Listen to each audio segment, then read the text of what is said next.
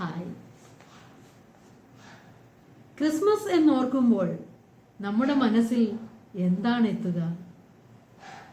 മഞ്ഞു പെയ്യുന്ന രാവ്, മാനത്ത് വിരിയുന്ന നക്ഷത്രങ്ങൾ,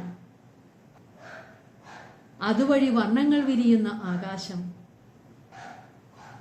ക്രിസ്മസ് ഗാനങ്ങൾ ആലപിക്കുന്ന മാലാഖമാർ. ഈ ചിന്ത തന്നെ നമുക്ക് സമാധാനവും സന്തോഷവും നൽകുന്നില്ലേ?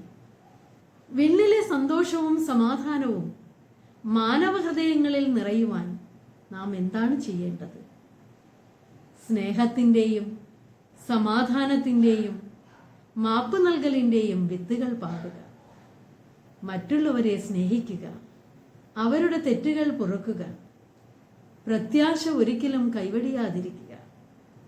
ക്രിസ്തുവിൻ്റെ ഏറ്റവും മഹത്തായ ഒരു ഉദ്ബോധനമാണ് നിന്നെ പോലെ നിന്റെ അയൽക്കാരനെയും സ്നേഹിക്കുക എന്നത്. നിങ്ങൾ എങ്ങനെയാണ് നിങ്ങളെ സ്നേഹിക്കുന്നതെന്നും എങ്ങനെയാണ് അയൽക്കാരനെ അതുപോലെ സ്നേഹിക്കുന്നത് എന്നും നിങ്ങൾക്ക് സംശയമുണ്ടാകാം. ഈ സന്ദർഭത്തിൽ ക്രിസ്തുവിൻ്റെ മറ്റൊരു വചനം സ്മരിക്കാം. Do unto others as you would like them to do unto you. അതായത്, നിന്നോട് മറ്റുള്ളവർ എങ്ങനെ പെരുമാറണമെന്ന് നീ ആഗ്രഹിക്കുന്നുവോ അതുപോലെ നീ മറ്റുള്ളവരോട് പെരുമാറുക. അങ്ങനെ എല്ലാവരും പെരുമാറുകയാണെങ്കിൽ ഈ ലോകം എത്ര മനോഹരമായിരിക്കും. നിങ്ങൾ ഓരോരുത്തരും ഓരോ പ്രവൃത്തിക്ക് ശേഷവും ചിന്തിക്കുക, ഇങ്ങനെയാണോ മറ്റുള്ളവർ എന്നോട് പെരുമാറണമെന്ന് ഞാൻ ആഗ്രഹിക്കുന്നത്?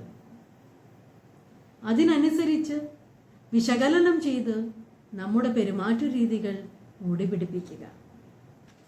അങ്ങനെ നിങ്ങൾ നിങ്ങളുടെ ജീവിതം അർത്ഥപൂർണമാക്കുക.